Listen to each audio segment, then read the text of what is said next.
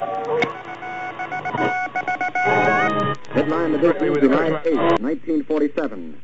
The Army Air Forces has announced that a flying disc has been found and is now in the possession of the Army. Army officers say the missile found...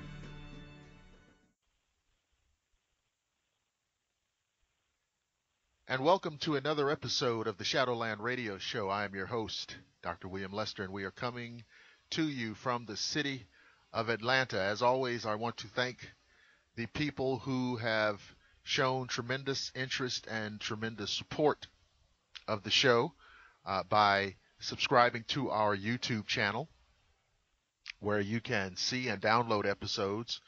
Also, people have been looking at the show or listening to the show on our dedicated Facebook page. And if you go up there, you can kind of scroll down and you can look at all of the different guests we've had, and you can listen to all of the archive shows. I'm very appreciative and thankful for all of you who have kind of tuned in to catch each episode, and I appreciate your positive commentary through email and also on YouTube. On this episode, we are going to talk about Bigfoot, particularly Bigfoot in Georgia. And this is my second guest coming to us from Paranormal Georgia Investigations. As you know, we had Miss Heather Dobson on previously, and on this show we have one of her teammates, another member of the organization, Mr. Shawn Cooper, and he is going to be talking with us about Bigfoot. We may get into some other areas, but we really want to dig in hard on Bigfoot. So, Mr. Shawn Cooper, welcome to the show. Thank you. All right, we're very pleased to have you. Now, how long have you been a member of PGI? Well, probably about 3-4 months now. Okay. I'm one of the newest members of the group. Okay. And before that, did you have an interest in the paranormal or cryptozoology, I guess? So why don't you give us a little bio of yourself, kind of leading us up to that? All right. Like a lot of people, there's always been the childhood fascination with strange and unusual stuff, but I grew up in a rural part of New Jersey, so I was always running around the woods. We had the Jersey Devil legend running around. Oh, yes. But I was always told overactive imagination, and, it's just, Hollywood and all that stuff. So as I got older, I kind of fell in line with society, and then probably about 10, 12 years ago, I started delving into it a little bit. I always kind of had that interest in it. Started delving into a little bit with ghosts and the paranormal that way, and then I had some very strange and unusual occurrences happen at a house of mine that were just totally unexplainable, and I kind of shut it out and chalked it up to I was going through a divorce at the time, and just stress mostly. Started getting into the cryptozoology because being prior military and being out in the woods a lot, there was always that, what's that noise, and trying to identify what sounds I was hearing, and that just kind of ballooned out into the cryptozoology part, specifically into Bigfoot. Sure. Now, one of the things I want to put out there, and you can kind of, if I put this out there too far, you can pull it back. All right. I know how it can be when you have an interest in some of these subjects, and you have to be careful, particularly when it comes to how it might affect, for example, your family, or how it might affect you professionally. And there are many different kinds of careers where an interest in these type of subjects will not help you. Am I right? Oh yeah, you were dead on that. Okay. And this is one of the reasons why, and I'll be frank with our audience. We're using kind of a code name tonight because we are protecting your privacy with this conversation. So as much as you can, while still observing your confidentiality, can you give the audience a little bit of an idea of why we have to do that? Well, just for the reasons you just specified. Okay. I'm a professional in the law enforcement field. I know there's people that, as soon as you tell them that you're a law enforcement officer, right away they've got a negative or a bad experience that they've had or family members had. So right away you're the bad guy, you're crooked, and now you're a psycho crackpot, conspiracy theory, and that just even within the law enforcement community, you can get career suicide or devastating effects from it just because, we have to deal and hear the facts as they are, not conjecture and theory, even though that's what a lot of police work deals with, is conjecture and theory. When something's going on, you have to sit there and do the what if. What if it's this? What if it was that? What if, to paint a picture of something that happened after the fact and put the pieces of a puzzle together when you don't have all the pieces, you have to go looking for them. So you have to what if everything. Right. Unfortunately, this field, the paranormal and cryptozoology, because of how far out of the realm of tangibility and credibility, it's automatically, you get the sideways looks, and people have different jokes and that they'll use behind your back. So right. It can get to be a sticking point. Yes, and I know of other cases where it has jeopardized people's careers. And well, here's what's interesting. I mean, we're talking, and I've spoken with you before. I know that you're not crazy. And well, that's one person. and I know I'm fairly sure that I'm not. And so this idea that you could take what appears to be a ordinary person, a typical person, and because they're talking about this subject, you might consider them perhaps unfit to do their job. I think it's ridiculous, and I think that the people who feel that way, if they stop for 5 minutes and just look at the information that you and I are looking at, they might come to the same conclusion. So, and I'm saying all that to say that, if there are people in the audience who may be predisposed to think anybody talking about cryptozoology is crazy, it's not true. And so I want to just kind of get that established, that, we're talking about an unknown. We're talking about something that is an anomaly. We're talking about something that is mysterious. We're talking about something that is worth investigating. We're not chasing leprechauns here. No. And see, my lead entry into that argument with anybody when that comes up, and they talk about, how can you believe in something like that that's so obviously, folklore, myth, legend. Uh-huh. Well, my first response is, Native American culture and other primitive cultures that have, ancient cultures, whether you're talking about Aztec, Mayans, Incans, medieval Europe, with the Anglo-Saxon and the Picts of Ireland, they all have myth, folklore, and legends. Right. And at one point in time, there was a very prominent reason for that myth, folklore, or legend. So there's a kernel of truth in that. Down through the ages, sure, it's going to get changed. It's going to get warped. Excuse me. But it started in reality for some reason. Right. The second response I have to that when they say that is, I pose to them, okay, what about the mountain gorillas in the Congo? Yep. For generations, native people in that area have been talking about these gorillas. Modern science said, doesn't exist. 10 years later, whoops, there's Yep. mountain gorillas. The bonobos chimpanzee, which is a new species of chimpanzee, which was just recently discovered, is a 6-foot tall chimpanzee. What? I'm 6'2". It's as tall as I am.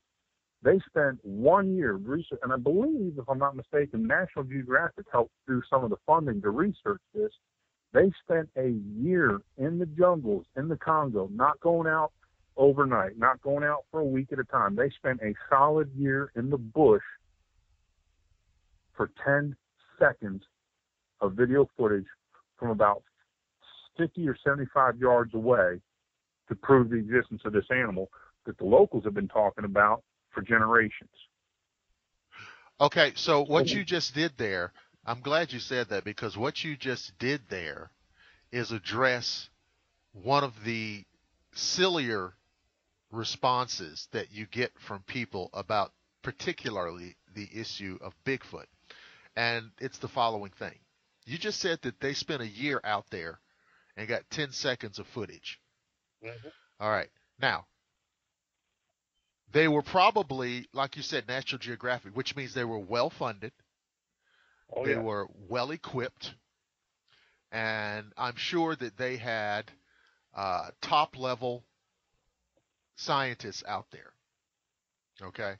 Now, that's all they came up with, and they were out there looking for it with lots of equipment and lots of manpower, etc. Nobody's looking for Bigfoot at that level. There's no effort to look for Bigfoot at that level. Okay? No. It's these guys on TV, that doesn't count. They're making a TV show. They're not doing a scientific expedition. But what if one of our universities, one of our fine universities, that had, departments of anthropology, zoology, what have you, what if they committed the same amount of time, manpower, and resources to go out into the wilderness of North America to look for a Bigfoot for 1 year, properly funded, properly equipped? I think they might come up with something. I would like to say I would feel and I would love to believe that there would be no might about it, that they would definitely come up with something. I mean, it's a vast area of this country is undeveloped, uncivilized, there's no cities, no suburbs. You got these vast remote tracts. Sure. That's where you got to get to. So you've got to be funded. A year in the bush, that ain't cheap. And it takes a lot of effort, and you can't do it like you were saying with the TV shows. They go out there for a night. They go out there for a week. And they go to these areas that are rural and developed, but that's kind of like saying, I live in Atlanta, Georgia, and you're 45 miles from the city. You're in the outskirts of the area. That's right. You've got to get in the deep, dark, the place that you look at and say, I don't want to go up there. It's full of rocks and thorns and it's steep and that doesn't look like an easy place to go. Well, that's where you got to go. Right. And again, back to the TV show. They're out there to make a show. Yep. Okay. And so you've got to understand that what you're seeing there does not constitute what we're talking about. So the other thing, too, is what you kind of just hit on it. All right, we live in the Atlanta area. And so we are used to traffic, buildings, airplanes, more traffic. We're the kind of trappings of urban life. And what happens is you forget that there are places in America, there are places in the United States that have never been mapped and charted by foot. Oh, God, no. A lot of people think the United States of America is the 100% of our territory has been trodden on by human feet. That's not true. Oh, no. I can definitely understand with that. I can expand on that. I'm originally from New Jersey. All right. And I grew up in a small, rural farming community of New Jersey, central southern New Jersey, on the Delaware River. Mm-hmm. There was a blinking light in downtown. We had a general store where you got penny candy. I mean, I'm old enough. I remember when penny candy was a penny. Okay. And me and my friends would sit there and we could watch the corn carts go by being pulled by tractors. But yet when I tell people down south, I'm originally from New Jersey, the first thing that pops in their head is the Metro New York, Philadelphia thruway, all the industrialization, right, all the traffic and the smog. So, and they don't have a concept that, New Jersey actually has more horse farms, race horse farms, than the state of Kentucky. But Kentucky is known as the Kentucky Derby State. Right. So they don't grasp the concept of how vastly this country is undeveloped. I looked at a map of New Jersey, and I actually saw the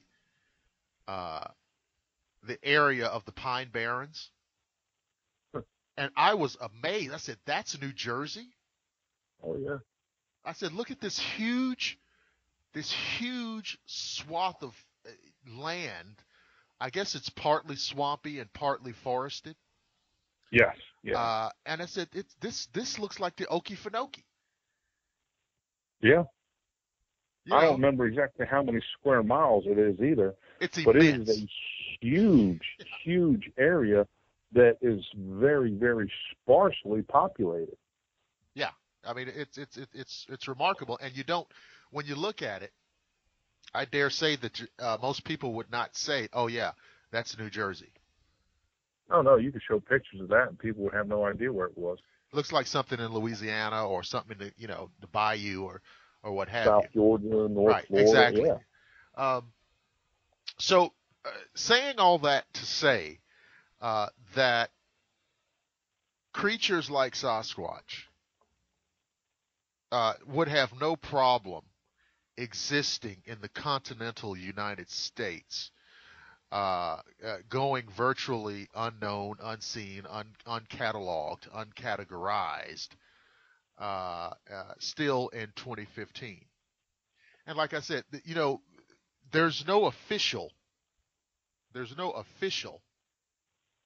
project out there to verify Bigfoot. Now, you and I know that about 5 or 6 years ago, we had the great Georgia Bigfoot hoax. Oh God, yes, we did. I didn't want to, but we have to go there. Oh yeah. And you have to address it. We have to address it. And if you're like me, when this thing first hit the news, you were cautiously hopeful that maybe we had something, because at the end of the day, we got to have a body. Yeah. And you know, I was like, well, maybe this is it. I didn't go too crazy because I know how these things can go, but maybe we got something here. Now, of course, as the day, the couple of days went on, and I just kind of got a whiff of this thing. It just looked more and more like what it turned out to be. So, I'm sure that there are some members of the audience who don't know what we're talking about. So, do you want to comment on that?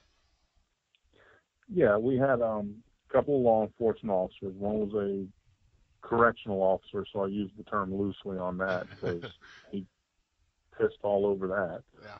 And a Metro Atlanta area county police officer that I guess were boyhood chums, and they got this great idea to get a monkey suit, and so went to a butcher shop and got a bunch of pig entrails after it had been butchered, and that slapped it in one of those deep freezers and let it set for a little bit and started parading around. We shot a Bigfoot, or we found, I don't remember if they said they'd shot it or they found it dead or something, but they were claiming they had a real live Bigfoot. And when the media got a hold of it, it was sensational. They ended up taking money for research. There was money that was given to them to buy the remains, and they paraded this around. They actually took, I believe it was like somewhere $50,000 to $60,000 they took from a private buyer. And then it all came crashing down on them that they clammed up, and everybody started hollering hoax, because you can't put something like that out there and then say, well, we got it, but we're no longer going to deal with this. No, you got something like that, you've got to take it the full ride. And everybody started questioning the veracity of their claims, and then it came out, well, we just did it as a goof, and then it went too far, and we didn't know how to stop it, and this guy from Las Vegas got involved, and he was trying to get up, and they just blew it way out of proportion. But it was a rather poorly done, elaborate attempt at a hoax that just shot the credibility of several different communities in the foot. You shot the Bigfoot community in the foot because, there's people out there like us that firmly believe and know that they exist and are trying to prove that they exist, and you just made a mockery of it. Then you've got the law enforcement community. You're supposed to be pillars of the community, lead by example, and you're going to do this. Right. So, it was a bad situation all the way around that never should have been done. And if it was starting out as a joke, they should have nipped it in the bud when it started spiraling, and they didn't. Well, they had a website, and apparently one of the things you could do would be you could pay, I don't remember, it was $400 or $500, and you could pay that amount of money and be taken out on a Bigfoot expedition. Now, that was one thing you could do. Now, of course, look, if you pay me $500, I'll take you out in the woods too. I'll take you snipe hunting. Oh, absolutely. You'll have a good time. Yeah. And so that was one thing they had. The other thing was that you would go on the website and you could pay a smaller amount. I think it was, maybe $9 or $10 or something. And you would get access to, quote, exclusive photography of the Bigfoot creature. And so you can imagine with worldwide, it was really worldwide attention put on this thing. You could imagine how much money they were bringing in on this website. And I looked up they were using a Bigfoot costume that was somewhat realistic looking. And it was about $300 available from a couple of different retailers online. So for $300 and the cost of scraps from a butcher shop, these guys raked in an enormous amount of money. just for the, just for a joke, and they hurt all those different communities. Oh, yeah. So there are still people, who will say, if you bring up Bigfoot, they'll say, "Oh, didn't they prove that was all a hoax a couple of years ago?" Well, that one particular incident, yeah. Yeah, well, but that's how people. There are people, and I want to be careful here because I have friends in the media, and so I don't want to paint with a broad brush. But there are people in that industry who would say to you, "Oh, they proved that was a hoax." All of Bigfoot, everything about it, they proved that was a hoax just because of that thing there. And it's rather unfortunate because, yeah. Like you said, you don't want to make the generalization that all of them are like that, but, a lot of them, they're just going to play to what sells, whatever's popular. That's what they're going to play to and write about. So, they're going to say that stuff. One of the guys who was involved in the hoax, I saw him interviewed in the aftermath, and he said something. And when he said what he said, I almost jumped through the television. The reporter asked him, "Why did you guys do this? Don't you know how many people are upset?" And here's what he says. He says, "Well, you shouldn't be upset because Bigfoot isn't real anyway. Everybody knows that." Wow. Ignorant, uneducated, moron. Yeah. So that's on the negative side.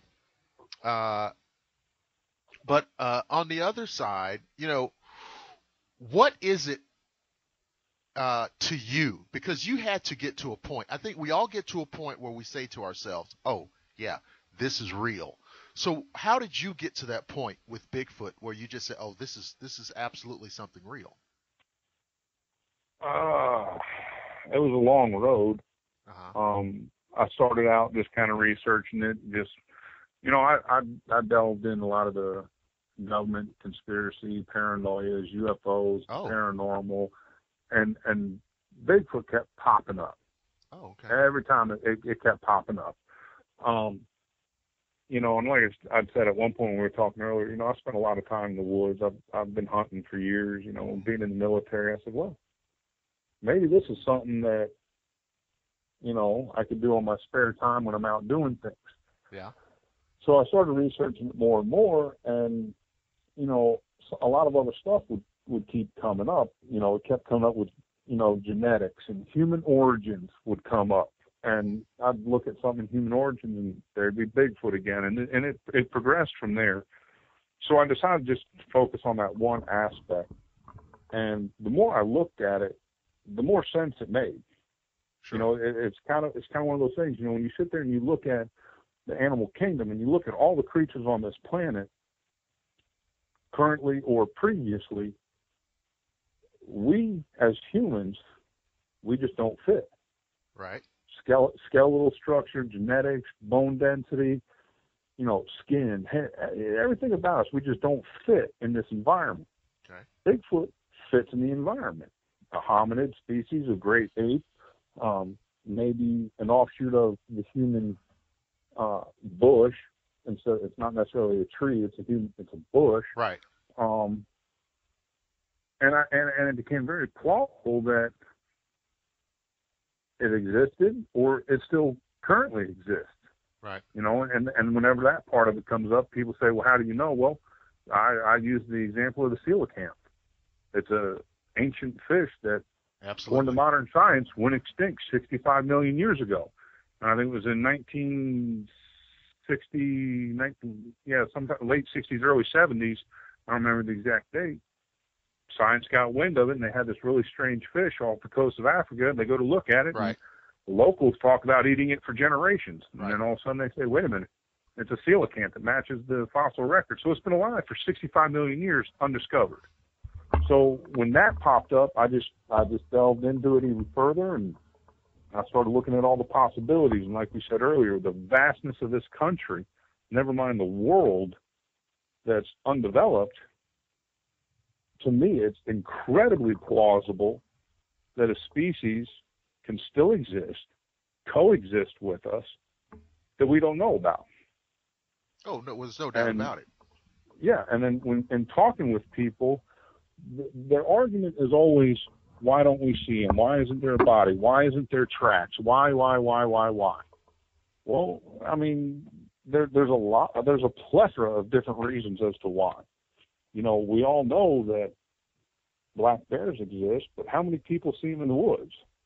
And black bears have gotten to a point where they're not afraid of humans. That's right. So they're around. Same thing with, here's a perfect example, mountain lions. DNR in the state of Georgia will tell you that mountain lions don't exist in North Georgia. Maybe in extreme South Georgia along the border where the swamp is. Yeah.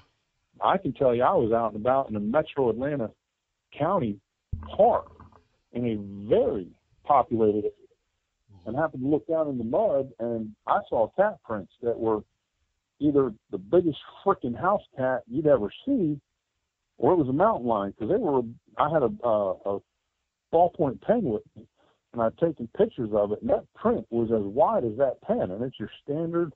Well, no, that's not a domestic cat at all. No, I mean that's like 100-pound cat, and if you got one of those as a house cat, I sure as hell hope nobody breaks into your house. Yeah. You know, so they'll tell us these things don't exist when there's incontrovertible proof that they do. We have all these casts of Bigfoot prints, tracks, half tracks that have been examined by, I hate using the term expert at times, but experts in their field. One of the experts was a fingerprint analysis. Oh, yes, I know this guy. And he found dermal ridges that the only way you're going to have dermal ridges is a living, breathing creature. Otherwise, the amount of time on that scale that would take a person to recreate, it is not impossible, because I don't believe in impossibilities, but it would be so difficult that the average person would totally lose any and all interest, because it would be such difficult, tedious work. You'd have to have hundreds, if not thousands of hours into making not one, but two, a left and a right, to fake that. The average person doesn't have that amount of time to invest in something like that, never mind the attention span and the patience. I remember when this dermal ridge thing came out, and this guy, I believe this, not only is this gentleman a fingerprint expert, he also has some expertise with regard to primates. Okay? Yeah. And so when I heard this information, I realized that, like you said, we don't want to use the word impossible. But the idea that these dermal ridges were something that some hoaxer made up is the most unlikely part of this whole thing. In terms, if you want to say this is a hoax, that's the most unlikely explanation that I could imagine. Oh, definitely. I mean, because think about it.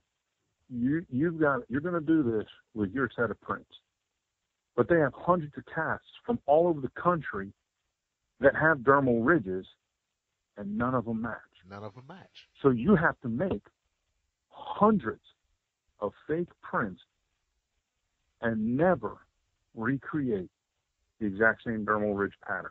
And then distribute them. Not saying that's impossible, but wait a minute. It is so highly improbable. Then you have to distribute them and hope that they're discovered. Logistically speaking, strictly on supply and demand and in putting everything into motion, that is one hell of a dedicated individual. Right.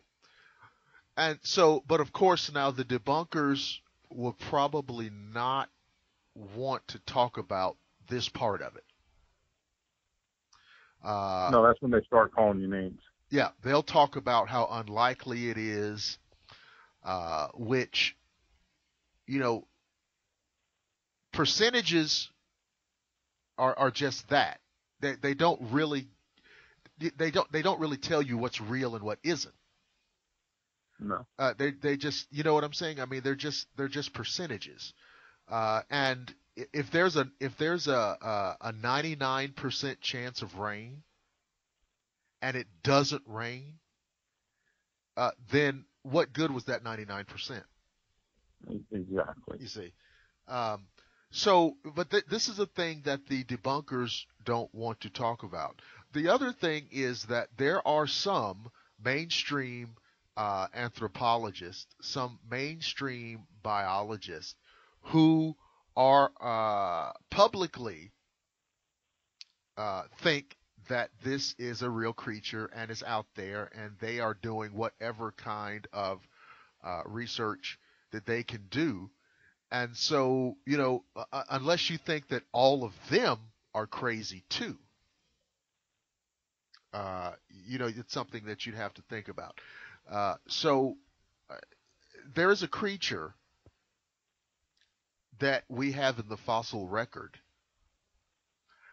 that I maintain is a very strong candidate for this creature. And I mean worldwide, whether you're talking about the abominable snowman of the Himalayas, the yowie of Australia, you have the almas, and you have these things all over North America, whether they call it the skunk ape or Sasquatch, or there's a lot of regional names. Well, I don't mean to cut you off. I'll take it a little bit further than that. Okay. And some of this research that I've been doing and looking stuff up, and you got to use the internet and read what you can, and you got to wade through it, just like everything else. You got to wade through what's a bunch of crap that some wacko, funny that I would say that, is coming up with, and what is plausible, legitimate information. And I've come down to, and I've got this from several different sources in my research. There was 4 basic types of hominid. And when we say basic, we'll put it out there by size. We'll put it out there by kind of like the region. And what you're saying, like with Sasquatch, is, that's the North American version. Bigfoot and whatever. That's the largest one. The average 8 to 10 feet, sometimes a little bit bigger, 700-800 to about 1,000 pounds. Right. Like the Yetis and the Almas, those are all like the Yetis in the Himalayas. The Almas are in Russia, and they're like kind of like the mid-sized ones, where they're like pretty much human size, like 5 to 7 foot tall. Yeah. And anywhere from 300 to 500 to 600 to 700 pounds. And then you have like the Yowie, the Agagwe, the Sedapes, which would be, the smaller ones, more like your chimpanzee-sized ones, which, I firmly believe in the Yowie. I believe in the Sedapi and all that, and the orang pendak down in Southeast Asia.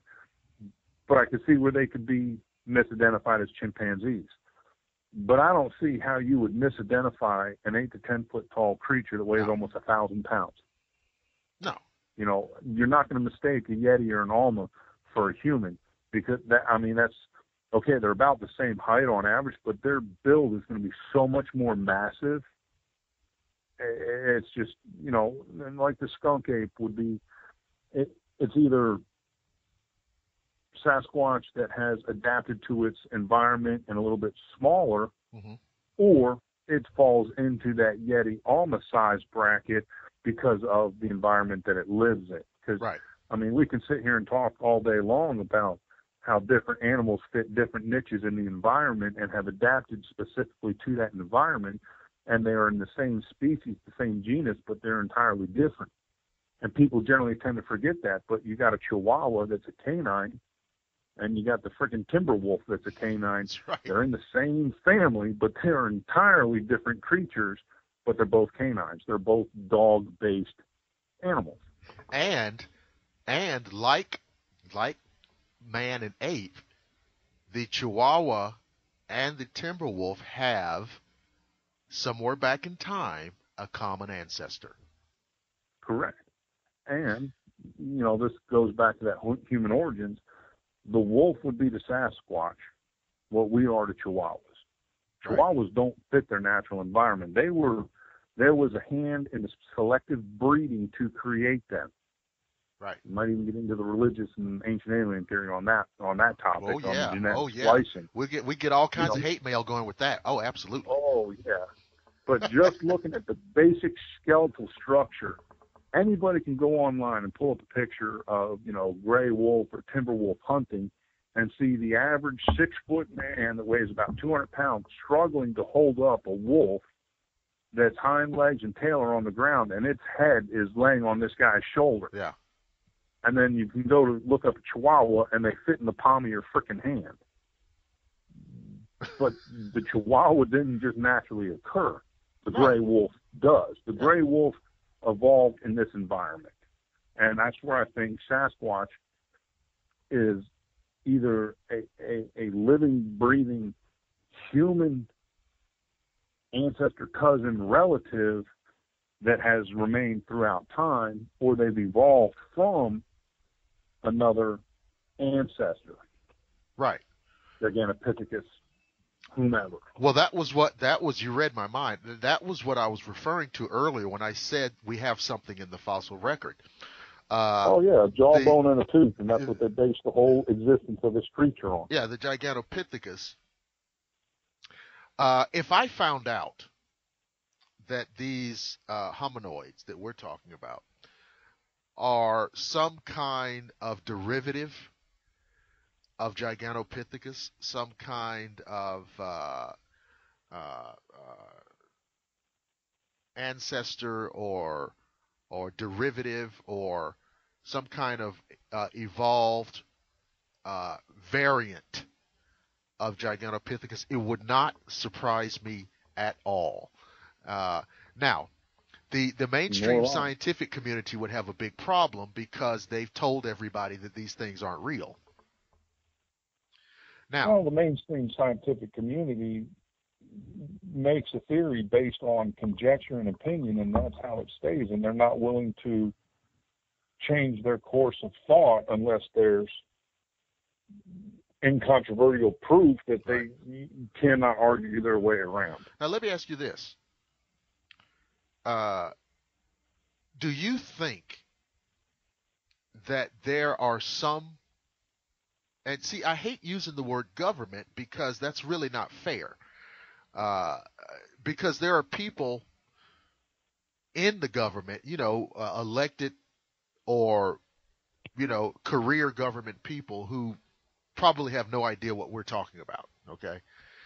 But are there people connected to, in some way, our federal government who know that this creature is real? Almost definitely. Okay. That's my first question. All right. Now, if they know it's real and they continue to insist that it isn't, that can only mean that there is something about this creature's reality that they don't want publicly known. Because it's not just, we don't want you to know because we just don't think you can, we don't want you to know because we don't want you to know, and we're used to playing secret I Spy, secret squirrel type things. It's not that. There's something about this. I believe it all comes to money. Okay, all right, well, tell us about that. Well, a lot of your scientific community research and all that is based on money, federal grants, federal loans. And the scientific community is firmly ensconced in the current theory of human evolution, Australopithecus, which everybody knows as Lucy, 2.8 to 3.3 million years ago. Correct. Which, ironically, I was digging around on the computer today. Back in 2011, they discovered new fossil or new fossils in the same, about 35 kilometers from where they found Lucy, and they're just now releasing it because they're done with their testing, that date it at 2.9 to 3.5 million years. So it coexisted with Lucy, but it's an entirely different fossil, entirely different structure. So that's going to throw their main theory, this is human history, this is human evolution. We went from here to here. That's how it is. We evolved from chimps and gorillas and monkeys, and it's going to throw that all in a tangle. So when you come in and you play with the pecking order, you play with the ordained theory, that gets to be financially damaging, and they can't have that. So, but why can't you get more money for research by saying, hey, I discovered something over here at the same time as Lucy? If I knew that, I would be a very well-paid researcher in the field, looking, proving Bigfoot beyond doubt. Like come walking out with a tribe of Bigfoot saying, hey, y'all, here they is. Shake hands. We're going back to the woods. They got some berries to pick. Yeah, I mean, but, you would think that, hey, I discovered something else at the same time as Lucy, so I need lots of money to research it. You would think that would be, kind of like the obvious way things would go. You would think the scientific community would be all about that, because isn't one of their things, that, hey, look, we find all this stuff, we got to learn how and figure it out how it works, and how many years have they been looking for the Higgs boson, the God particle. They've been doing all this research. Right. But here's something that's a direct correlation to us as a species, the age-old ancient question: who are we, where do we come from, and why are we here? And they don't want to hear nothing about it. Well, why can't you get money for Bigfoot research if you go ahead and say, if you go ahead and admit that it's real, why can't you get money? I don't understand. See, that's why I think there's something else to it. Well, if you go to the Native Americans, the original inhabitants of this country. Yeah. If you go to their legends, their folklore, their beliefs, the Sasquatch is a spiritual being with mystical powers. It has the power to hypnotize. It can make itself invisible, and it coexists with them. Some of the tribes, it's like a guardian. It helps protect them from elements. They look at it as a more spiritual being. And there's research in the modern science with the way some creatures seem to be able to mesmerize their prey before they pounce. There may very well be something to that, but when you look out in California especially, some of the ancient rock drawings, 1,500 years ago, they're drawing the exact same creature that we're seeing, or allegedly, as the government and everybody else would have you say, seeing, and it's firmly ensconced. I lived in Kansas for several years in my teenage years, and a very good friend of mine was a Native American. Mm-hmm. And in his culture, in his family, they had a belief in what they called the hairy man. Right. 8 foot tall man, lived in the deep forest along creeks and rivers, and you didn't go past certain areas. You didn't go out at night. It was a mystical creature. He could jump into an area and disappear. It's kind of, back then I still was like, okay, dude, whatever, Yeah. Wow. So what you're saying is your boogeyman is hairy and lives in the woods, where my boogeyman is like really creepy Freddy Kruegerish and lives under my bed. Right. That was kind of the mindset I had. But they firmly believe in the spirituality, mystical part of these living flesh and blood creatures that they have great reverence for.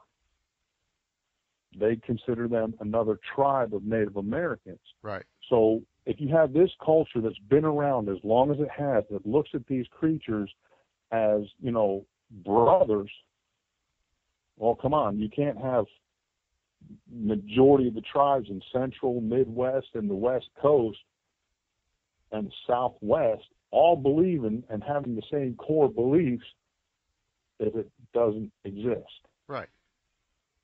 Well, yeah. I mean, it's that's why I keep saying there's something about this. Now, it may have to do, like you said, with human origins. It may have to do with, like I think you just kind of said it briefly earlier, this whole ancient alien theory, in terms of, who we are and how we got here, etc. And I think there's a real fear. There's a real fear that if you just dig too deep here, that you'll get into some places that some people don't want to go. Almost definitely. Oh yeah, and I think, but see, my feeling is we've got to go there. And if you want the answers, you have to go to the deep, dark, scary places to get the truth. And the problem is that it's going to disturb people's worldview. It's going to disturb people's religious feelings. Mm-hmm. It's going to disturb people's political feelings.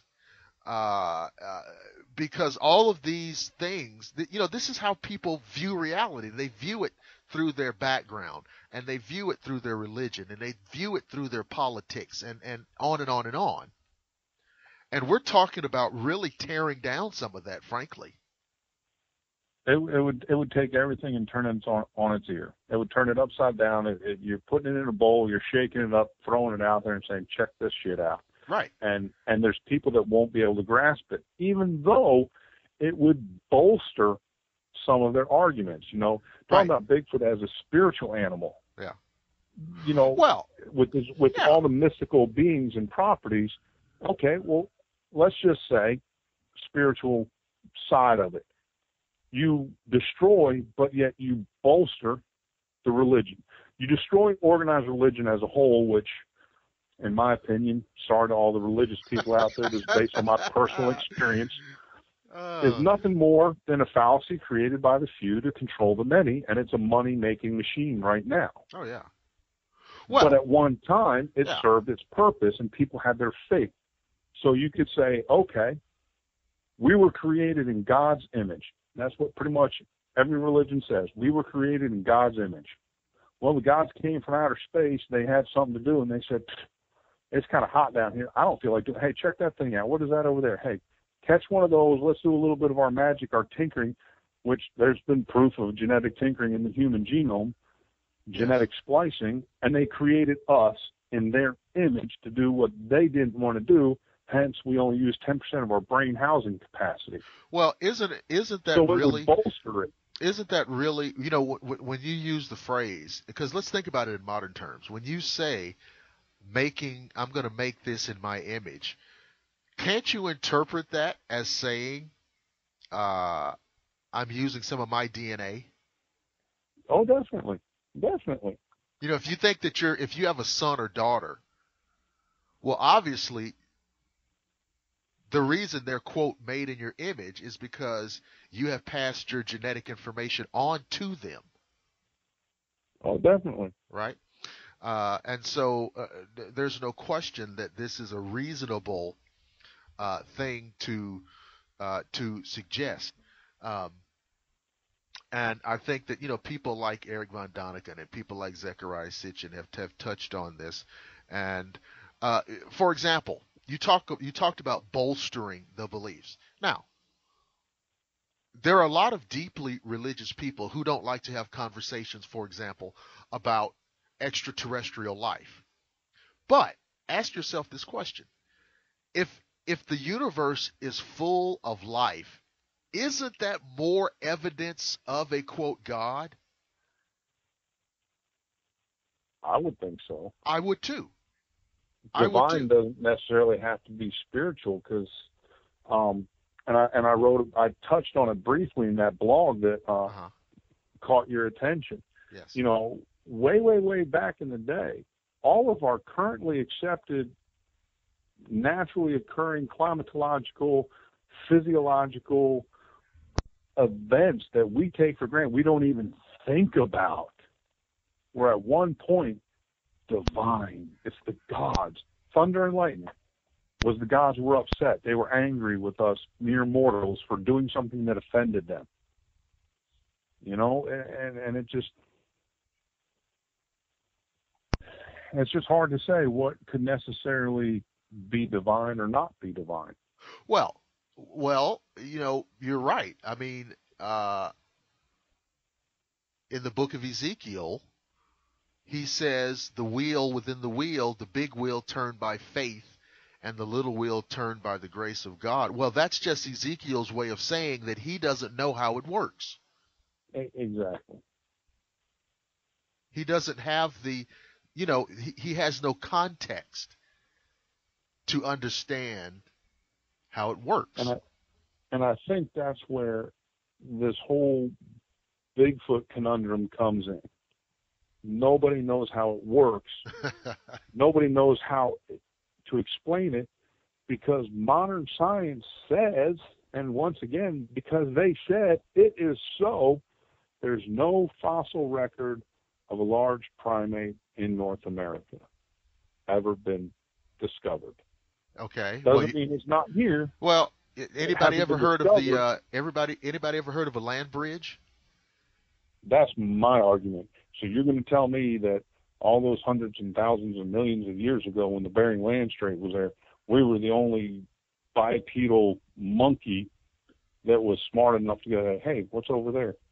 Well, not only that. If that was the case, we wouldn't have all the other animals here that are related to Asians. I mean, when you look at it strictly on a genetic level, yes, Native Americans, Asian, and the Mongols and the Asians are genetically, I don't want to say identical, but they are so closely related. It's not even funny. They're not identical, but I thought it was well known. Now maybe I'm mistaken. I thought it was well known that Native Americans originated off the Asian continent. I thought it was too, but talking with some people, apparently I was wrong. I was mistooken on that one. Yeah. So I thought it was well known how they got here. The land bridge, which was I won't say easily crossed, but it was certainly crossable before the ice melted. And so, you know, to be fair, you know, I think sometimes when you know something, you take it for granted that everybody knows it. I'll agree with that. Yeah. But when you get into these things, you find out that maybe they don't. But for those of you who are listening and we're blowing your mind, yes, Native Americans originally, way back, came from Asia. Okay, so you know, but this is you know, one of those things. You know, there are probably a lot of species, plants, animals that exist in North America now that were literally transported here from elsewhere. So the idea that there are no apes indigenous to North America does not mean that, you know, over thousands of years that these species were not able to make their way across the land bridge. Certainly there is a long-standing tradition of these creatures in Canada. Oh, very long. Right. Long standing. And that's the whole, that's the crux of the problem for me is, you know, modern science says there's no fossil record known to prove it. So right there they say, well, we can't prove it, but we can't disprove it. But they're not going to say that, because to say that would be career suicide. But, I mean, it's kind of that whole, Well, just because you haven't found it yet doesn't mean it doesn't exist. And they're not going to go out and look. You know, that's the thing. They're not going to go out and look for fossils. No. That are going to undermine the argument that they have been making for years, for decades. Oh, no, they're definitely not going to be looking for it. And that's why, like this one that was just recently found back in 2011, you know, it took them this long before they came out so they could do their due diligence, so that when somebody came along to scoff at it, they could say, oh, hold up. Here's our scientific method. Here's your access to verify it, to try to recreate it and get the same results, you know, which is what you have to do. You know, so you do have to kind of keep things close to the cuff until you've done your due diligence, but then when you can release it, you know, so the ones that have come out and they've made these blanket statements, they'll be damned if they're going to go out and try to find anything that makes them look like they were wrong. Right. And when somebody else comes along, oh, pish posh, you know, whatever, that's when they start the name calling this. Oh, he's a cryptozoology. That's not real science. Oh, they look at this. It's Bigfoot. It's not real. And they start with the mockery. Yeah. Oh, yeah. So, it's pseudoscience. Yeah. And you know, they engage in. They accept anecdotal evidence. Yeah. And I'm like, wait a minute. You guys do too. I mean, and there's nothing wrong. I mean, you know, anecdotal evidence is evidence. It's not, and this is another thing we've got to clear up. There is a difference between proof and evidence. Those are two different things. You can use evidence to establish proof. So when somebody says you can't prove the existence of Bigfoot, well, okay, in a very strict semantical sense, yes. But I would say equally that you would be foolish to dismiss this evidence. You know that in law enforcement, having evidence is good if you're trying to solve a crime. Having evidence is good, but does that guarantee a conviction? No. Nope. Right. There's all kinds of variables that the slightest little faux pas, right, you don't cross your T's and dot your I's just so somebody walks. Right. So, you know, and that's a very difficult line to follow. And unfortunately, with science, it's incredibly difficult. Right. Well, especially because, to be honest, we're talking about more than science here. We're talking about personal politics. We're talking about, you know, because you know what, I'll make a decision where, listen, I don't care how much evidence you show me, it's not real. So, you know, it's funny you bring that up, because, you know, when you talk about this, you know, anything in the paranormal, whether it's paranormal in the outdoors, you know, whether it's ghosts, this, that, the other thing, you can have all the photographic evidence, audio, video, and you talk to, I'm going to pick on them again, the religious people, the hardcore religious zealots. Nope, it's not true. Really? Because I just showed you all this evidence, footprints. There's groups out there that they're currently studying.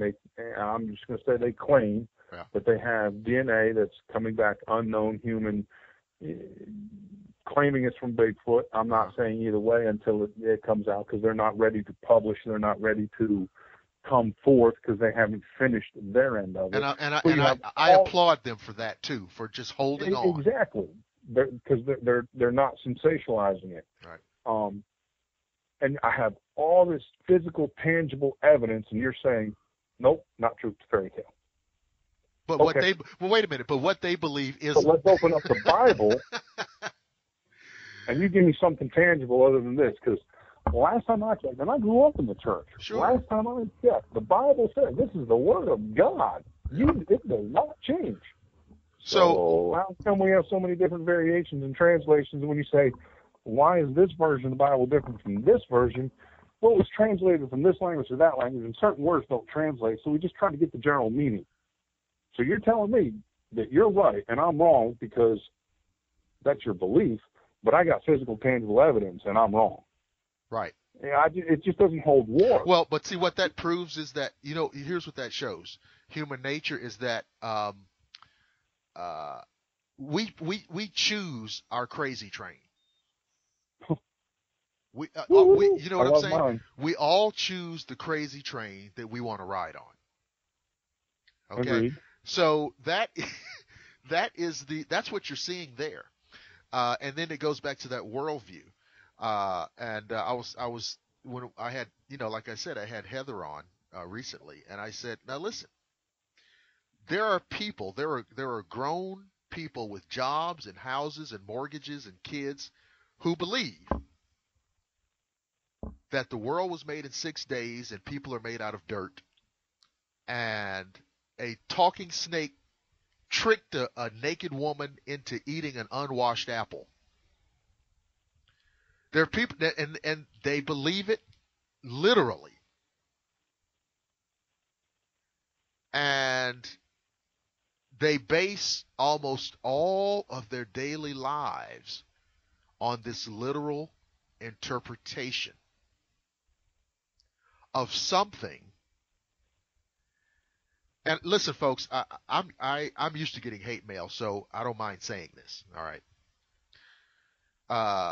On something that if you press them and ask them, they couldn't tell you anything about where the story originated from.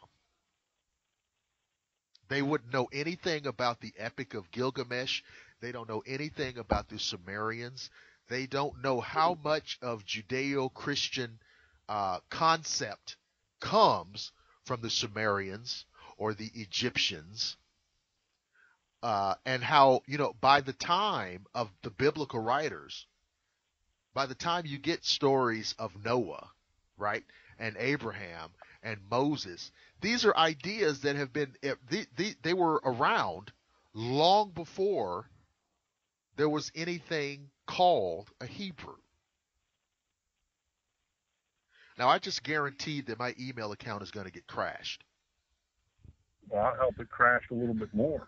If anybody, sorry to do this to you, if anybody takes the time to get that upset over that, all they have to do is look at everything you just talked about and then go a little bit further back and a little bit further back.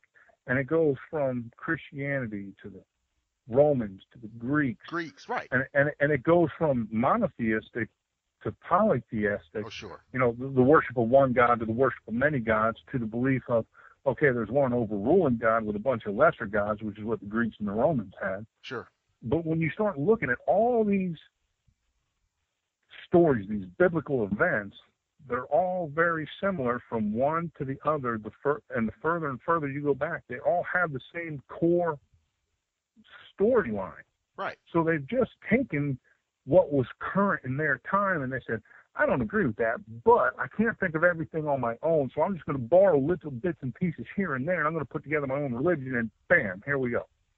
A great example of how, because we do this in modern times.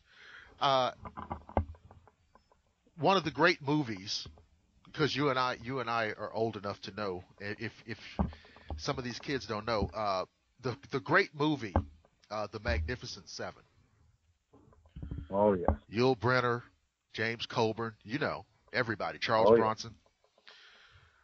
Well, it's a Western, obviously. Fantastic movie. Eli Wallach, Steve McQueen. Well, some people may not know that is a retelling of a Japanese story, The Seven Samurai. So, and they changed it to make it exactly pertinent to American culture and society. Right. In the 1960s, the late 50s and early 60s, Westerns were about as hot an entertainment genre as it's ever been. And they took this Japanese story, this traditional Japanese story, and they kind of respun it and retold it on the American frontier. All right? And that's an example of what happened. This story jumped cultures, and it jumped across the centuries. It's the same story, except to us, it's about cowboys and banditos. That's what that kind of thing has happened all the way down through time. I'm going to retell this story. I'm going to tell it in my language. I'm going to tell it according to my cultural norms so that the people in my community can understand it and embrace it and learn from it. It's not that I made it up. You think Noah was the first flood story? Of course not. Oh, no. But there are people who think that one particular story. There's people who every couple of years they waste all of this money going over to Turkey, right? Looking for a boat. And they keep coming back and say, well, we couldn't find it. We thought we could find it. I mean, it's this whole thing. But that's a retelling of an earlier story. So you're not supposed to look at that story and say, oh, God, we've got to go out and find this boat. No. I mean, because it's like looking for Thor's hammer. Let's go to Scandinavia and look for Thor's hammer. You see what I'm saying? Or let's look for Poseidon's trident. And so these are the things. And boy, can you imagine how much trouble we're in with so many people? Nah, it's all right. I don't care. I spend my life in trouble. Okay. It ain't no big deal to me. So here's what I'd like to do. We're going to wrap the show up, but I've had so much fun, and we could probably do a 6-hour show because I don't think nothing would shut us up. So obviously, can I get you to come back on at a later date? Oh, definitely. Okay. Definitely. Well, I will. I'm going to stay in touch Hopefully with you. I'll put together an expedition or two and have some more experiences that I can talk about. I've already had a couple, and hopefully I can do that. So, So you are in the woods, and weird shit happens. You are you're planning some outings or? Yeah, I'm talking with the other members of the group in PGI. We're looking at trying to do something here in the next month or two. I'd like to try to get something together. I'd like to get 2 or 3 done this year. I already did one in January. Chose the wrong weekend, though. We had some really bad weather, so I kind of got skunked on that. But I try to go out several times a year for an extended period of time, upwards of a week, but yeah, I'm looking at doing something here in the next month or two. Okay. Trying to, anyway. Okay, well, I definitely want you back on because obviously we can talk about much more than Bigfoot. I mean, we can talk about this ancient alien idea. We can talk about these kind of paranormal and historical religious concepts. Which is something I really like to do, and you're not able to do that with a lot of people, and I think it'll make not without getting called names. Well, exactly, and see, I don't see any real value. I could get some guy on here, I could get some evangelical on here and go around in circles with him, but I don't really see any use in that. Same argument. Yeah, I mean, because I'm not going to move him, and he's not going to move me. And he's going to end up calling me a name, what have you. Anyway, so we'll be talking, and we will definitely get you back on the show. Ladies and gentlemen, my guest has been Shawn Cooper. He is with Paranormal Georgia Investigations, and he's really centered on cryptozoology. But as you heard tonight, we can go all over the map. Guy knows a lot of good information, and he's a great guy and a great guest. And I want to thank everyone for listening to this episode. Make sure that you're checking out our YouTube channel and looking at our Facebook page. Just if you're on Facebook, you know how it works. Just type Shadowland Radio Show in the search engine, and it'll come up, and you can listen to it till you can't stand it. So, again, thanks everyone for listening, and don't panic, don't fret, don't worry. I promise I will see each and every one of you again on the flip side.